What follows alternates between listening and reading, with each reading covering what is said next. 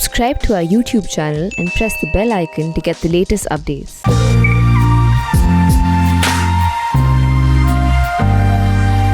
The generosity of the introduction, which is entirely undeserved, that Ajay gave, the eloquence of Vikramji's remarks. I think he said all that needed to be said about the state of our democracy and where we need to go. And of course, the extraordinary audience that Manthan always inspires to engage. So it's with some trepidation that I'm going to offer you some reflections, and these are reflections. I think it is one of those times where we can't, in a sense, be too sure. I think we should be sure about our values, but I don't think we should be that confident, as it were, in our diagnosis of what's going on. Frankly, as a political scientist, I have to throw my hands up on most occasions and say, you know, I can rationalize a lot of things that are happening, but with all humility, we have to accept that there is a complexity to the processes that are going on that we simply don't understand. And so these reflections are offered as a provocation to collective deliberation, so that we can all perhaps collectively enlighten each other. And as Gandhiji always pointed out, at some level, collective intelligence, when properly deployed, is probably far more effective and far wiser than the thoughts of a single individual. So that's the spirit in which I'm going to offer some reflections. I'm going to offer basically 5 broad theses on the crisis of liberal democracy in India, to simplify the argument a bit. So it is Gandhi Jayanti, and I think symbolically, nothing marks the state of Indian democracy more than the fact that if you had just looked at social media half an hour ago, you would have noticed that Nathuram Godse Zindabad is the #1 trending topic. It about says all that you can actually say about this cultural and political moment. There is no doubt a great deal of political energy around us.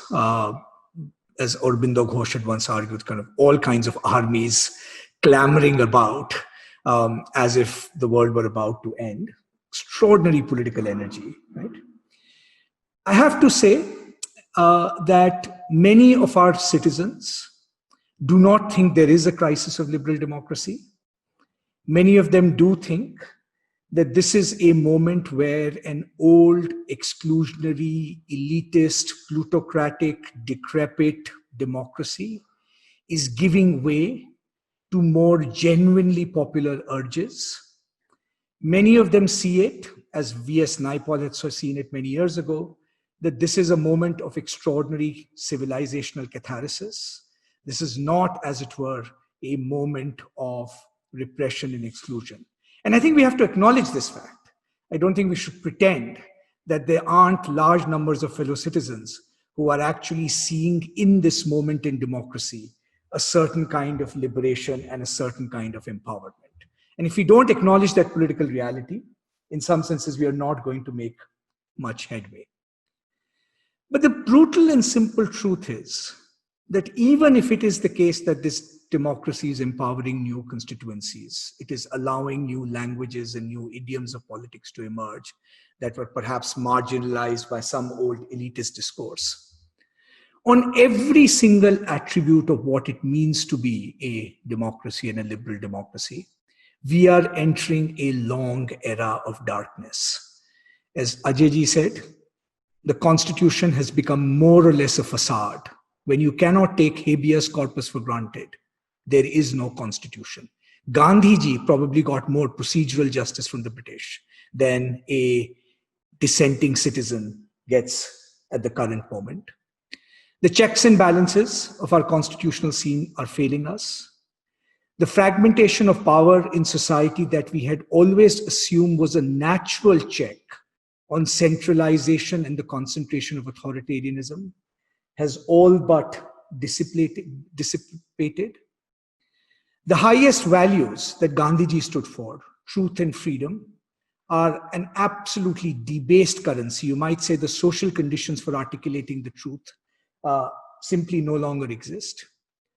But perhaps more deeply and more corrosively, and the sense of suffocation that you feel at this moment is that there is a kind of dismantling of our consciences that is preparing the way for a greater tolerance for violence. Almost all ordinary human sympathies are being crowded out, at least by our visible political forces. I'm not saying they've been extinguished, but ordinary human sympathies are being crowded out.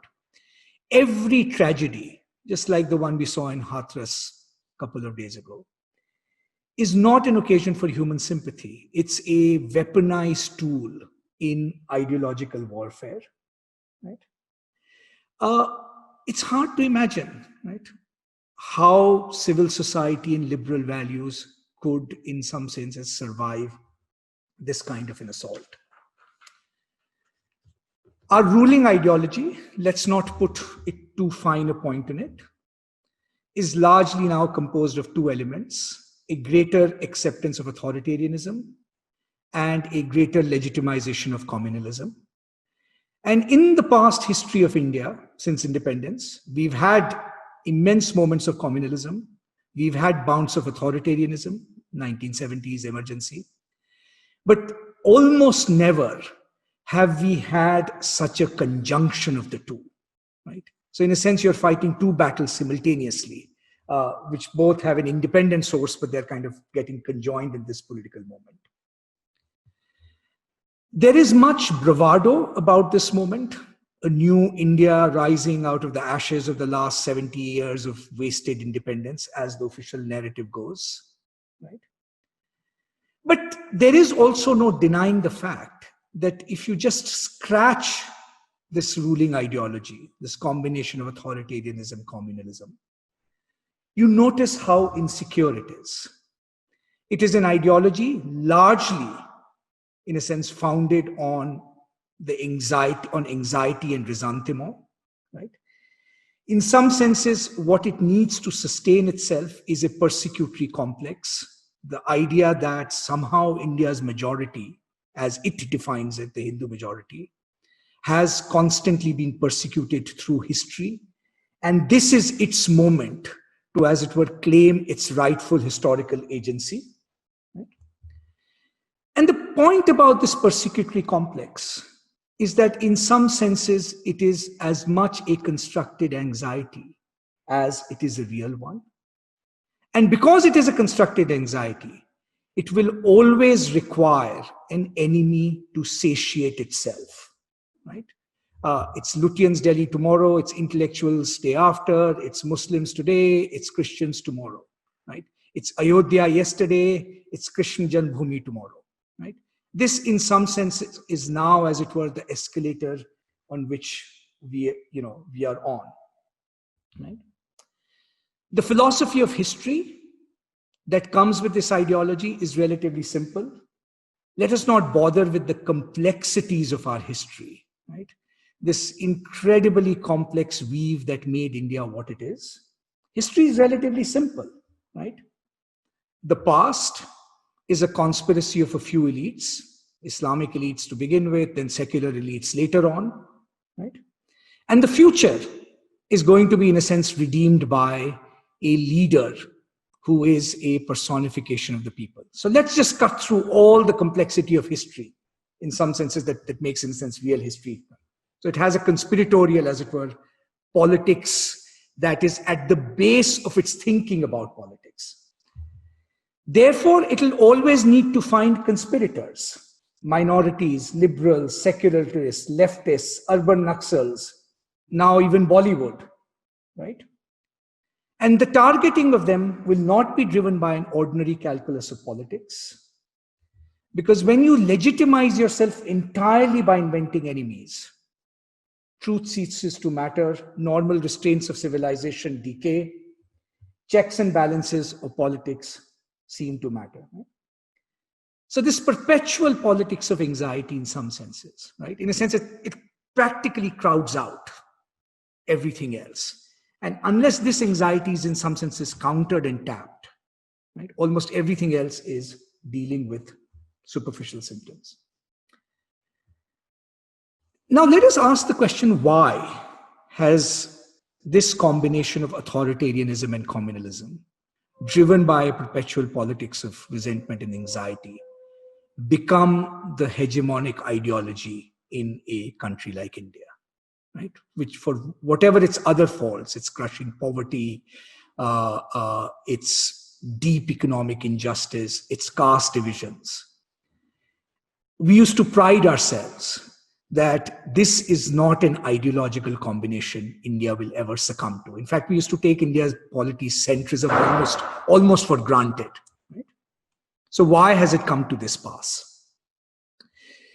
Now, I want to offer some reflections on that question. So let's begin by putting aside one big red herring, to be fair, it's not a red herring. There is some truth to this proposition, which is, but I don't think this proposition explains where we are. So let us begin by acknowledging the truth in the current dispensation's critique of the old regime. Let's call it the old Congress system in the larger sense of the term. It is true that the old Congress system had used often secularism as a tool of electoral opportunism. Most of us, current critics of the BJP used to write that about the Congress. And I think the 1980s, Rajiv Gandhi's tenure in particular, was an astonishing example of that cynical and hypocritical use of secularism, where the Congress party thought it could in some senses run Hindu nationalism and minority nationalism together. And in the process, it forgot to defend individual rights. In the process, it forgot to take deeper the project of our constitutionalism, which is to emancipate individuals from the compulsory identities that our politics has historically trapped them under. So let's just acknowledge this fact. I mean, there's no point denying it, and there is some truth to it.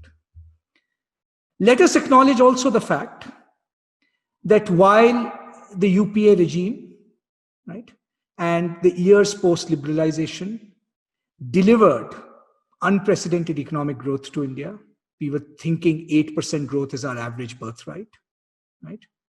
The largest movement out of poverty headcounts that India had ever seen. A general dip in all forms of violence. This is particularly true for the years between 1998 and 2008. There was also a sense of wariness about the old regime, that in some senses the old regime had become so internally corrupt and plutocratic, right, that it, in a sense, was bound to collapse on its own weight. And which is a process I think the 2009 financial crisis brought out very sharply in the decline of the UPA. And let us also acknowledge the fact that part of the reason for the rise of the BJP in some senses was almost an inebriation of will of the old Congress party in the lead. They had no fight left in them, still have no fight left in them. On all quotidian measures of energy, right? Politics is a full-time profession. Social mobilization, who's out there. The sense that that party had, that it was entitled to rule, right? And still thinks that, I think, in part, sort of did that it could not recreate itself as a political and social movement. So let's acknowledge all of this. I mean, let's in some senses acknowledge all of this.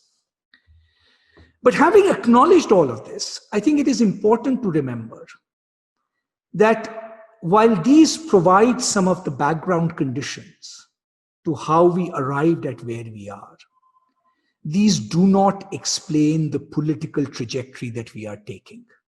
Okay? And there's three simple tests of it. If the objection against old secularism was that it was hypocritical, that it betrayed its own promises, then why isn't the reaction to it a better secular and more consistent secularism? Why is it majoritarianism? If the objection against the old regime, right, was that it had become plutocratic and corrupt, why is a new and different form of plutocracy being enshrined in this at this moment? So yes, there might be some truth to these criticisms, But you can also see that our current politics is using these criticisms as pretexts, right? And pretexts in some senses bad faith. So we need to think a little bit more deeply, go beyond, as it were, this cluster of sins we attribute to the Congress, to think about where we are. And in that spirit, I quickly want to offer, as it were, 5 propositions. They will be in very telescopic form. As I said, more provocations to think than settled theses, right? Okay. And these propositions will try and address the longitude of Indian politics. They'll try and look beyond the events of 2019, 2014, and think of, in some senses, are there some underlying, long-term underlying trends that created a propitious ground for the kind of politics we are seeing? So the first proposition that I want to put forward, a little bit sharply, just to provoke thinking, is that post 1991, one of the unintended consequences of economic liberalization that we pursued was the following. The economy got depoliticized and culture got politicized. Now, what do I mean by this proposition? And by the way, this is a trend world over. I mean, I think you can think of the United States and argue in some sense the same thing. Now, you might say, what am I talking about? How did the economy get depoliticized? Aren't we arguing about economics all the time? Aren't there pressure groups, vested interests, farmer, labor, all kinds of economic groups, right? Constantly jostling. Aren't there vested interests that are in some senses blocking the path of economic reform? So what am I talking about when I say the economy got depoliticized? On the other hand, you might say, what do I mean that culture got politicized? Culture is always politicized, right? When has our historical past never been a matter of contention? When has the fact that culture sometimes encodes relation of power, particularly around caste and gender, that has always been a political matter? So what am I talking about when I say the economy got depoliticized and culture got politicized? I mean something very specific that was common to, in some senses, most liberal democracies after the end of the Cold War and the downfall of communism, right? When Fukuyama announced the end of history, as it were. One of the curious consequences of that moment, right, and India's 1991 reforms was in part a product of that moment, was the sense that there is going to be a consensus across political parties on what India's economic trajectory should be. So just to give a very quotidian fact, if you read the manifestos of most political parties on economics, you actually find they do look very similar. I mean, when BJP accuses Congress that your manifesto said we will do X, and Congress accuses BJP that your manifesto said we will do X, it's a very colloquial indicator, right, in some senses of the fact that, right, everybody had brought into more or less a similar economic model of development. Economics per se was not the object of contention, right? What was an object of contention is who can deliver, right? The technical aspects of service delivery, which party will do Narega better, which party will do Narega worse, right? But by and large, the framing of economic policy was around a particular technocratic consensus.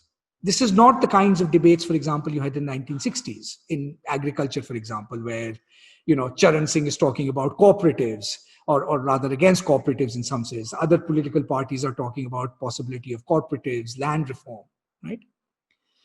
By and large, economics in some senses was reduced to, at least the basic framework, an object of political consensus.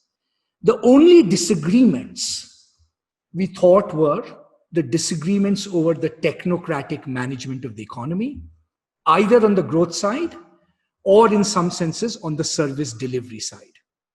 And on both of these sides, we innovated a lot. I mean, not taking away anything from that period. It did produce, as I said, incredible prosperity and lifting people out of poverty in some ways.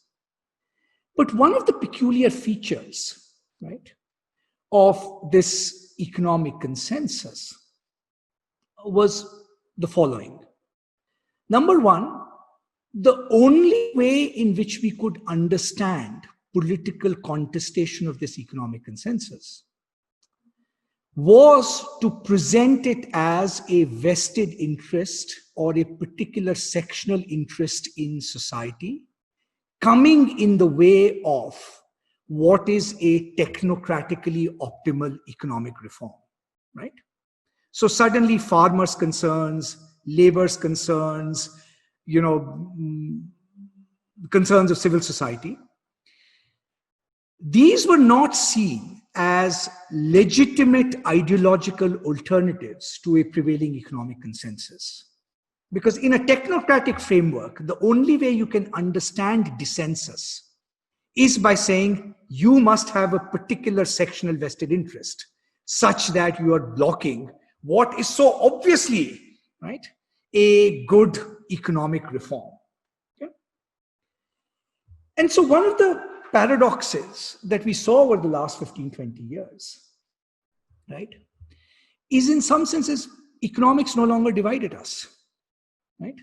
The only question was, how do you politically manage vested interests? And by the way, this is true the world over. I mean, one of the consequences of globalization, and as the political agendas between the left and the right, right, Democrats and Republicans in the US, New Labour in Britain converged, was, to be honest, there was very little economic contestation. Right? Okay. Now, this fact has two consequences. The first consequence is that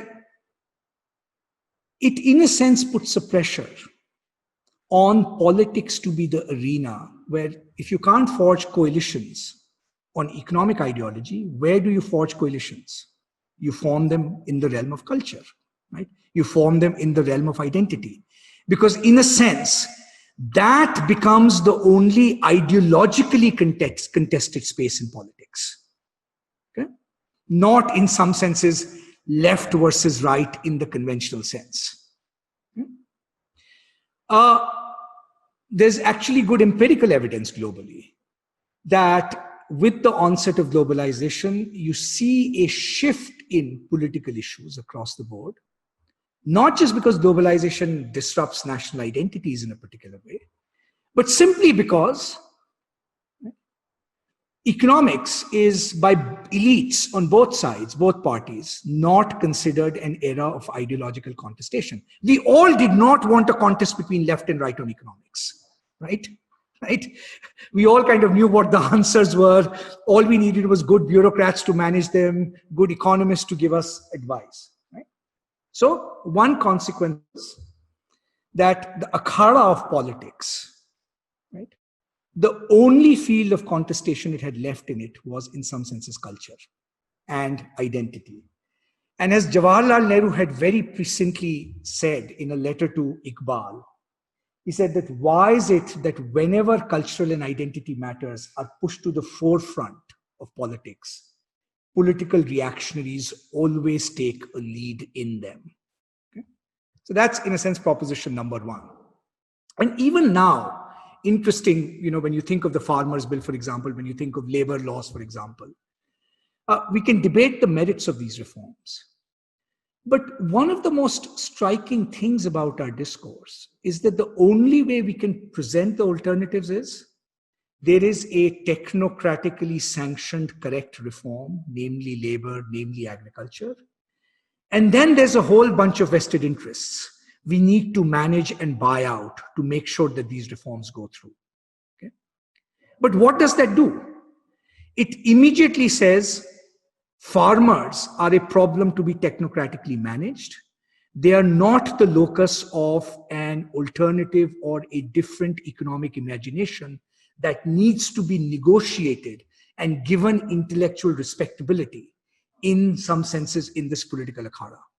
And even people who oppose this government, in sometimes actually, I think, fall into the trap, right? So the economic contract we decided was a technocratic contract. The politics that comes with it is a politics of the management of vested interests. But there is no politics that is centered around drawing a new economic social contract that negotiates with all the relevant parties and stakeholders. Okay? So that's the sense in which economics got depoliticized. Now, along with this, and this is a prediction for the future in some senses, there's always been a vexed question in Indian politics, which is the relationship between state and capital. Okay? Now, in UPA, under the process of liberalization, globalization, at one level, right, we finally got some space to emancipate some sections of Indian capital from the shackles that had been put under the license permit Raj, right? Liberalization and so forth. And, to a certain extent, Indian capital began to flourish. But Indian democracy has always relied on a close connection between capital and the state. Not to put fine a point at it, even Mahatma Gandhi had to, in some senses, engage with G.D. Birla. Right? Now, in the UPA regime, right, in some senses, you might say the mode of engagement of that politics, because of the nature of coalition governments, because of, you might say, the lack of control in the Congress party, was a lot more fragmented. And so what you got was, right, a pervasive crony capitalism. And that crony capitalism was real. It was there in factor markets. It was there in the allocation of credit. And frankly, we are still paying the price, right, of that cronyism creating institutions and structures in our economy that have brought us to a standstill, right? It was not sustainable, right? And in part, the revolt against Congress was the revolt against that kind of crony capitalism. There was a legitimate political and economic point there. Let's not deny that fact. Okay? But what do we see replacing that? Right? Okay? Now, in this respect, India is in an interesting position where I think what this regime strategy is, and this will have a lot of bearing on democracy going forward, is on the one hand to create a facade of market liberalization and a facade of cleaning up the system. Okay? And the central axis of cleaning up that system is saying Indian cronyism was facilitated by lots of intermediaries, right? In factor markets, land, labor, credit, all of that. Right? Now in agriculture markets, procurement and so forth. We are going to clean that system up. Okay? And yet at the same time, and this is the beauty in some senses of this conjuncture, yet at the same time, ensure that there is greater oligarchic control over Indian capital than has been the case in recent Indian history. There's greater capital concentration, not to put fine a point of it, can you think of any economy in the world where a single corporation like Reliance has such extraordinary presence, not in one sector, not in two sectors, but 3, 4, 5, 6 sectors? Okay? Okay? In fact, in some senses, this government will become maybe a 2.5 corporation government as we go ahead. Now, there's a beauty to the system. The beauty to the system is that on the one hand, as I said, there is this sense of cleaning up, right? Because it is in a sense cutting the wings of that old system of cronyism that sustained other political parties and sustained lots of decentralized political actors, right? Mayawati had her own cronies, Rajshekar Reddy had their own, so on and so forth. Okay? So in that sense, it looks like cleaning up. But like Xi Jinping's cleaning up of corruption in China, right? What it also simultaneously allows is, in some senses, greater control over capital. You have 2 or 3 major players to deal with, right? Okay. Now, why is this going to be important for our democracy? It's going to be very important for our democracy, one, for the obvious reason that any concentration of capital is bad for liberal democracy. A democracy requires wide dispersal of property owning power, not greater concentration of market and capital power. But it's going to be even more insidious for our democracy for the following reason. In our old system, corrupt as it was, right, the spoils were widely shared. They were shared across regional parties. They were shared across different political parties. They were shared across, in some senses, different sections of. There were lots and lots of middlemen, right?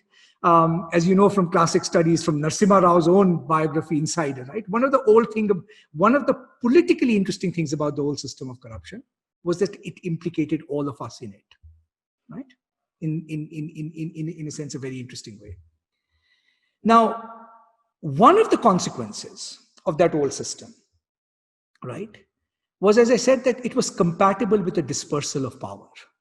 Okay, lots of different cronies, lots of different state capital nexuses, regional nexuses, so forth. Okay, under the new system, and so what it did essentially was that it, in a sense, made sure that political alliances, right, could be formed through this dispersed system of power, right? There were lots of, in a sense, people with their own capital who could challenge centralized power. As capital gets more concentrated, one of the things you notice in comparative politics is it will require more repression to keep social mobilization in check. Because the earlier forms in which we dealt with social mobilization, by co-opting them, by giving them a share of power, right? By co-opting them, by in some senses giving them, their own space to function. That space no longer exists. Okay? And it's a prediction that wherever you see greater concentrations of capital in alliance with the state, capital becomes an advocate of greater repression, because that's the only way it can manage its own legitimacy. How are you going to deal with labor? How are you going to deal with protesting farmers? Right? You're not going to deal with them through negotiation, because negotiation by definition is incompatible with the concentration of capital. Right? You're not going to deal with them by drawing a new social contract in which all of them are participants, because that again fragments power. You will, in a sense, have to use technologies of repression to contain them. And it's not an accident, right, that Indian capital has gone one step further in being a threat to Indian democracy, not by just condoning this concentration, but in a sense providing all the instruments for propaganda and information control that any democracy could wish and dream for. The Indian television market is not a TRP-driven market. It's a supply-side-driven, capital-dominated market. Okay? What is Indian capital doing? Indian capital, in alliance with social media companies, Facebook and so forth, is this government's most potent instrument in controlling the information order. What this government has recognized is that if you want to control the information in the Indian democracy, right, you in a sense need to create incentives for capital that will allow you to do that. And once this information order is controlled in terms of ownership structures, in terms of the profit incentives in social media that you're seeing in Indian democracy, right? Half the battle for liberal democracy has already been lost. Okay? So this is a huge area we need to systematically, in some senses, think about. Okay? This is a brilliant alliance of capital ownership as a tool of propaganda. Okay? Second one. The other ones, propositions, I'll just rush to very quickly.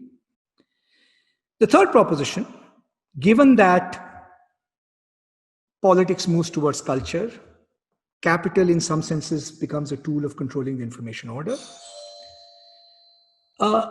This politics will require a perpetual, as it were, mobilization against a social cultural elite. Right? This government, rightly, with some justification, targeted the old Nehruvian elite, Khan Market gang, Lutyens Delhi. I'm shedding no tears for the Khan Market gang or Lutyens Delhi. It's now targeting Bollywood. Okay? And what is the purpose of this? Right? What does this requirement that in some senses any intellectual articulation or cultural articulation needs to be constantly targeted? What is this in the service of? Now, before we answer that question, I should acknowledge that this government's professed anti-elitism and anti-intellectualism actually has a deep social resonance and base with good reason. Okay? I think in North India in particular, and this is a fact that we have to acknowledge if you want to think of an alternative politics in North India, the heart of the Hindutva establishment, there is no question, right, that the question of Hindi and its place is a very powerful political force driving the current politics. Now, what do I mean by that? It does not mean what it meant in the 1950s and 60s, that there is going to be a massive movement to, in some senses, impose Hindi on South India.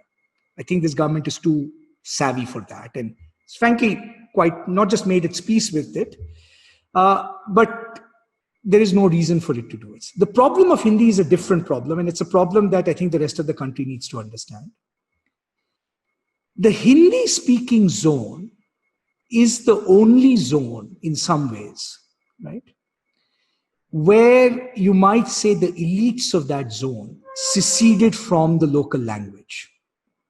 In other areas, Bengal, Bengali, Malayalam, Tamil, because of linguistic nationalism, at least the elites had to feign, in some senses, some identification, right, with that language. Hindi is in this peculiar position that it's no longer a language of knowledge generation or very little knowledge generation outside of a couple of things.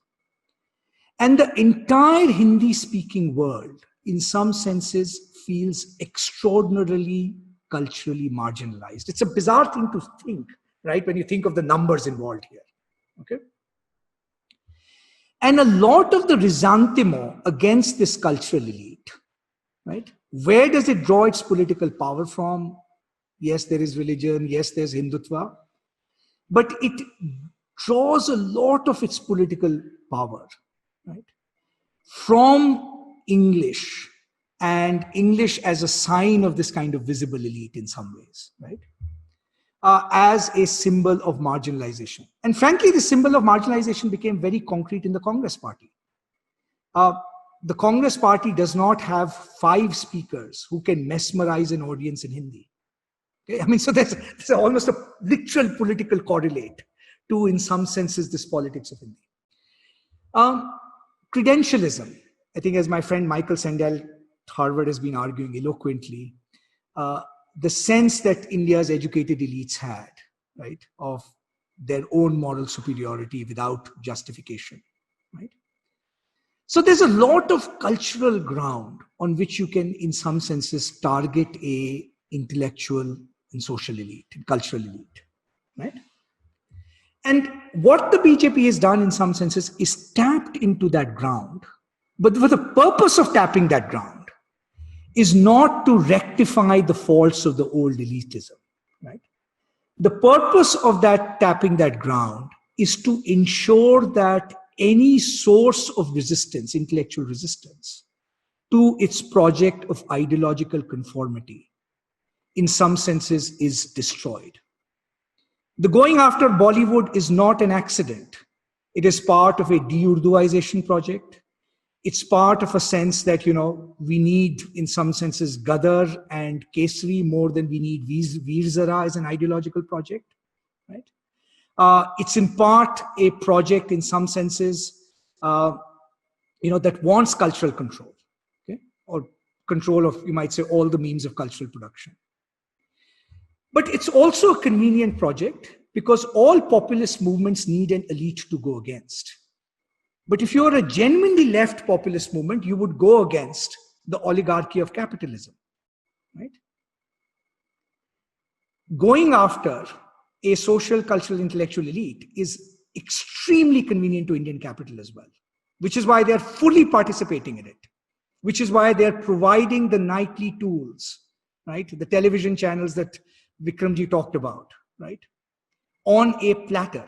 Again, it's nothing to do with TRPs.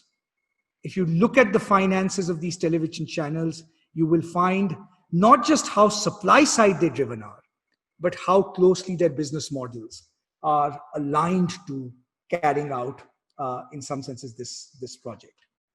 So proposition number 3, one way in which populism renews itself is by constantly finding a new elite to, in some senses, rail against and destroy. Last two quickly, I'm sorry, I'm going over time, but very quickly. Proposition number 4, the logic of social identities. So one place where I think the centrist and leftist forces in India got extremely lazy, right?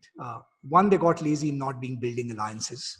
And like in Weimar Germany, it's our wokeness, right? Where we are looking for alliance partners purer than each other. Our divisions that is going to let the right wing walk through. Apart from that sin, one of the problems with centrist and left politics is that it's very socially determinist. Our implicit model of how political mobilization happens in India was something like the following. It said India has regions, languages, castes. Each of these is an independent locus of social identity. And because of the existence of these different nodes of social identity, right? Nobody in India can consolidate power enough, right? Okay. So you might say our social divisions, region, caste, language, by themselves are natural checks against the concentration of power. And the only way you build power is by a coalition of castes or a coalition of regions, right? That was essentially the default of coalition politics. Now, there's bad news here. And the bad news here is that for a while this logic worked, particularly, we used to say Mandal will counter Kamandal, right? A deterministic social logic, as if the logic of caste politics politically will allow us to counter the logic of a homogenizing Hinduism or region. The bad news here is that those politically, normatively we could discuss this, but politically, those natural locus of mobilization that we used to take for granted as brakes on a project of cultural consolidation have exhausted their course. I'm not saying that the underlying social identities don't matter. God knows. You just have to look around to see how much, right, Dalit identity still matters to whether or not you will be targeted and oppressed. I mean, that should be an obvious proposition, right? But Dalit politics, right, where we thought that the form that politics would take would agglomerate different Dalit groups into larger entities displaying a unified political consciousness that could act as a check and balance to any other consolidating and homogenizing force, that politics has more or less disappeared. The politics of regionalism is actually paradoxically quite weaker. It can only be accentuated if the BJP goes and does something catastrophically stupid. But most regional parties have made their peace with the BJP, right? So long as you don't touch the language question. So one of the results is that the forms of mobilization that we used to take for granted, this left, this, all these social identities, they are no longer available to us in their traditional forms. They don't act as natural brakes on the consolidation of Hindutva. And this is a truth that Amit Shah grasped quite politically brilliantly. That political identities have to be created through the process of mobilization, outreach, propaganda. They should not be, as it were, taken for granted as social facts, right? Yeah. And in that sense, what the BJP had an advantage of, and still does, it's thinking ahead of the curve. But once you simply rely on saying there is some inherent socially deterministic logic that's going to counter Hindutva, you've lost the game. BJP is right in thinking political identities are generative, they have to be generated, and there is no other civil society force doing that work. And you ally all of this with liberalism's oldest Achilles heel, which is nationalism. Now, liberalism and nationalism has always had a complicated relationship. On the one hand, you need a nation state in which a democracy functions. But nationalism has always been, in some senses, the illiberal ground on which liberalism has rested. Why do I say the illiberal ground of liberalism? Because liberalism by itself doesn't answer the question, who is member of a society, right?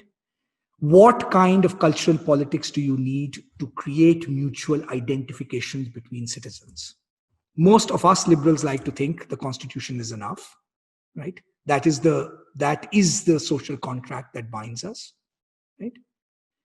Nevertheless, right, there is a current of thought out there that in some senses thinks that you need stronger forms of mutual identification that have to rest in some ways in the politics of culture, right?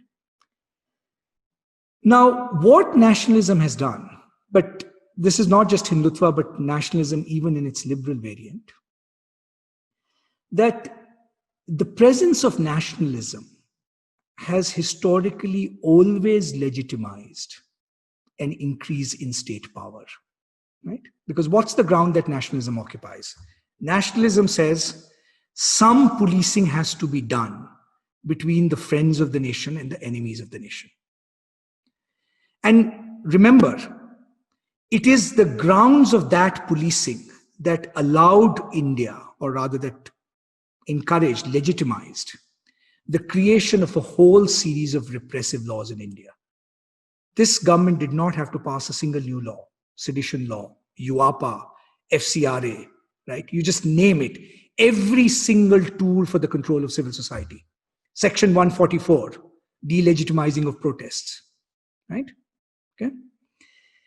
And as citizens, right, what nationalism has done is allowed us to be more accepting of the fact that citizens have to be transparent to the state doesn't have to be transparent to citizens.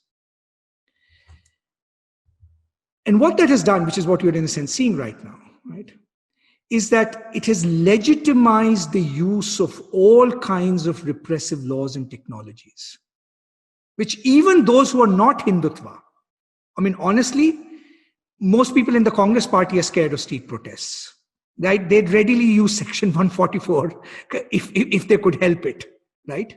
They dared not touch sedition laws, right? That elite consensus, right, which was first born out of nationalism, but now it will overflow that ideological enclave, that in the interests of order, any kind of state repressive instrument can be legitimized. That has become the default common sense of Indian elites.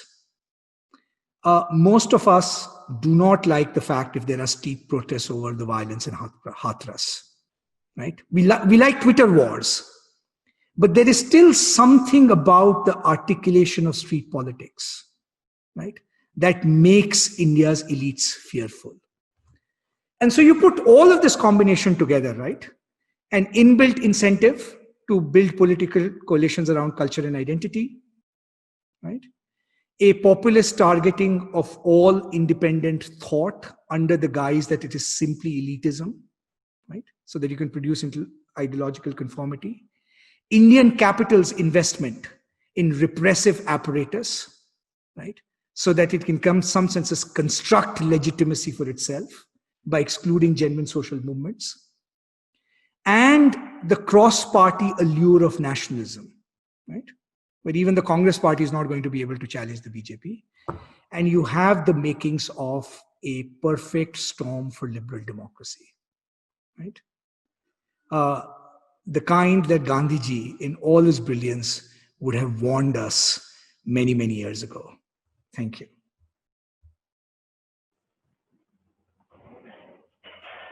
Thank you so much, Pratapji. This was absolutely profound. It's going to take me at least 3 listenings of your this talk on YouTube that we will do before I really digest everything into one. This was extraordinary. Thank you so very much. Thank you, sir. Thank you very much. And words fail me, but there are many, many questions. Yes. I don't think we can even do justice to the kind of questions which are coming in. We will ask one or two. I will ask the first one. Is a higher level of acceptance because of a feeling that common man can do nothing about it, and that the political power is too domineering, and the common man is away from politics? No, this is a profound question, right? And in some senses, I think there are 2 different hypotheses we are torn in. I mean, my own view, to be honest, is that the sense of powerlessness of the so-called common man that we actually see is, as I said, in part the creation of the elite structures that we have created. And that, in fact, without the active support of elites, this powerlessness would not actually, in some senses, be reproduced, right? Collective action is, always difficult, as Gandhiji said. And one of the things that he was prescient about is that if you want transformation, you have to be in it for 30, 40 years. I mean, I hate to say this, but this is one lesson the RSS did learn from Gandhiji, right? Which is have an organization that works on a 100-year time horizon, independently of whether you win power or not, right? There's nothing equivalent on the other, in some senses on the other side, right? So, but I do think one of the reasons why the masses are feeling disempowered is because when the elites, by their example, right? So think of a country like India. I mean, it's so frustrating to have these conversations when India's most brightest, most powerful, wealthiest people will say to you, in private, I can say X, but I dare not say this in public, right? What message does that send to ordinary people without resources, right? About, in some senses, what the state could do to them, right? In any society, I actually do think most societies are destroyed by their elites. They're not destroyed by their people. And in some senses, I think invoking the Indian people have, at one level, they've always been disempowered and disenfranchised in economic terms, right? But I think what we are doing is using the fear of empowering them genuinely, right?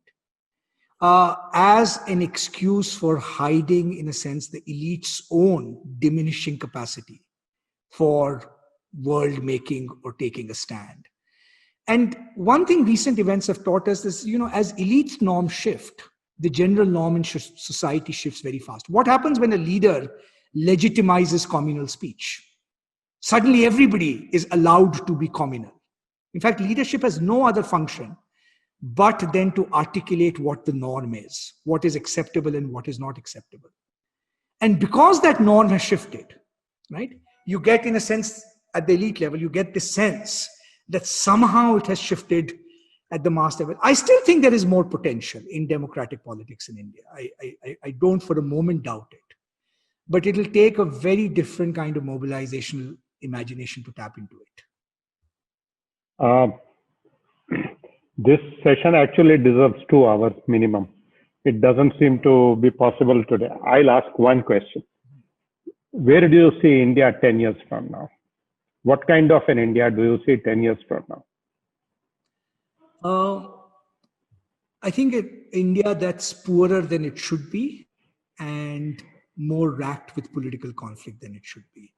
I'm not saying India is going to do all. I mean, it's too complicated a society in some ways, but even on the most optimistic scenario, I mean, I don't see India clocking 8% growth rate for a decade or so. And I think one of the fallouts of that is going to be, I think, the management of social tension. So, I mean, you can already see the next 3 or 4 years, right? Which is, you will probably see more authoritarian and communal consolidation. And those consolidations never end well. There is a sense of, the peace of a graveyard about them. So it superficially looks calm, but that bubble is going to burst and at some level, create more destructive conflict in its wake than is necessary.